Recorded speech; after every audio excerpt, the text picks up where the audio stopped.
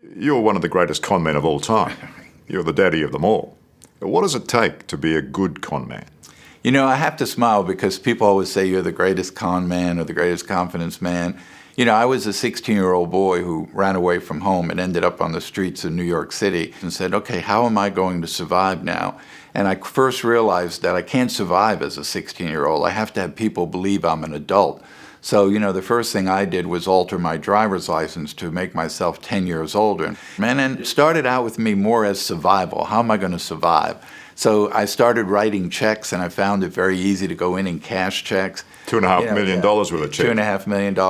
But everything had a purpose. So, you know, I walked down the street, I saw an airline crew come out of a hotel, and at first I thought to myself, if I could get one of these uniforms, when I walk in a bank, they'll be much more apt to cash my check as this pilot. And then I got the uniform and I walked up to a ticket counter one day and the girl said to me, are you flying or are you paying or riding? And I said, what do you mean?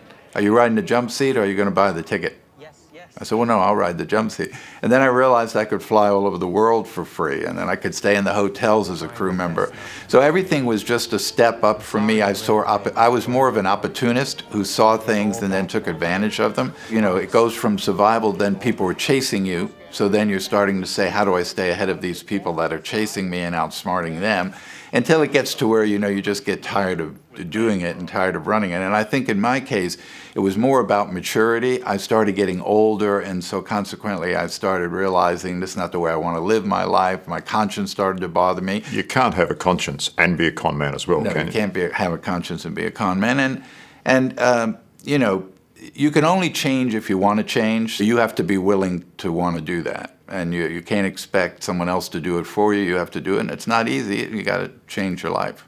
When you're actually doing it, like even to riding the jump seat, you know, things like that, in those instances, in those moments, they're amazingly brazen, audacious acts. I mean, where does somebody find the inner confidence to do that? And I truly believe, looking back on it now, that I truly believe I was able to accomplish all those things because I was just a teenage boy. I had no really conscience. I had really no fear of being caught. I really didn't care about consequences. I was just a kid.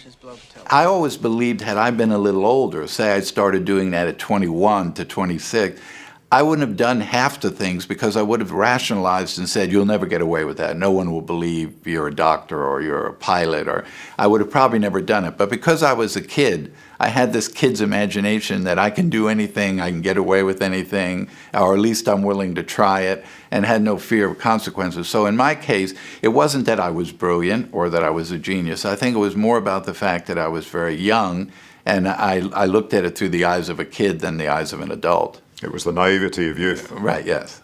A good excuse. Yeah.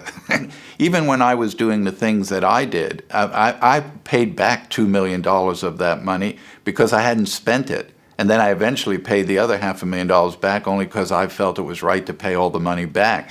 But as a kid, I couldn't spend $2 million. So it was never really the money. It was more of just going on the adventure and doing it and seeing how much you could get away with. You know, I would just add that when I did all the things I did, one of the things that I realized very quickly later on is that all the people I met that I really never did anything to, in fact, I took them places, I spent money on them, I bought them lots of things, they were the people most upset with me because those people felt deceived. That I thought you were my friend, and yet you weren't who you say you would. You didn't trust me enough to tell me who you really were.